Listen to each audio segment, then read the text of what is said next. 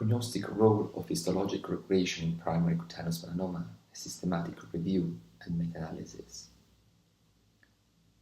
Reported data are quite variable on the topic of histologic regression. We have published it on the British Journal of Dermatology already 3 years ago, a prognostic study describing the survival advantage of stage 1 and 2 patient with a histologic regression in primary melanoma compared to patient without this feature. The hazard rate ratio for disease-free interval was 0.62, while for melanoma-specific survival was 0.43 when adjusted at the Cox model for the other prognostic factor. This means that histologic regression in our prognostic study revealed a favorable prognosis in our patient. Those data were at the time quite in contra-tendence with other authors who did not find this protection survival or did find a lack of impact on prognosis of this feature. For that reason, the histologic regression was given a role of unstaging breast cell thickness.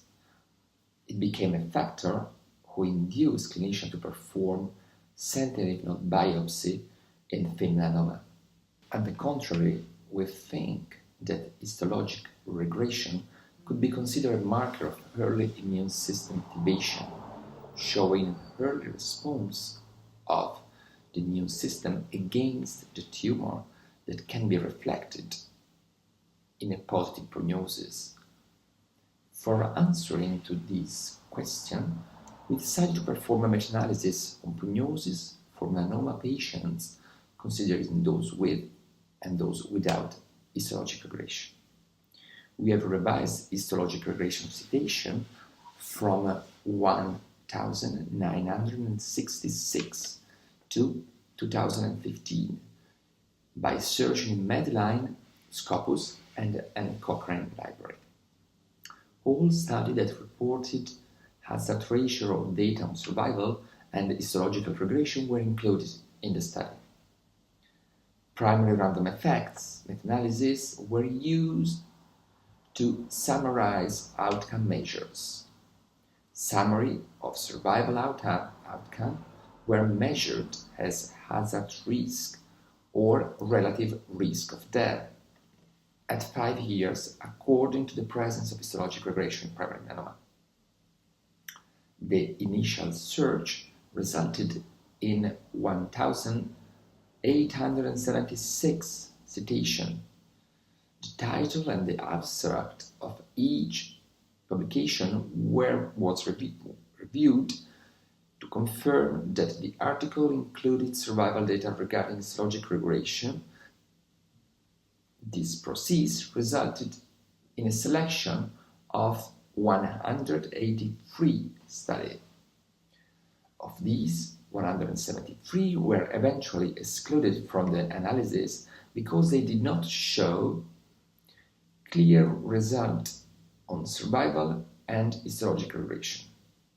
Therefore, 10 studies were eligible to be included in the systematic review and meta-analysis.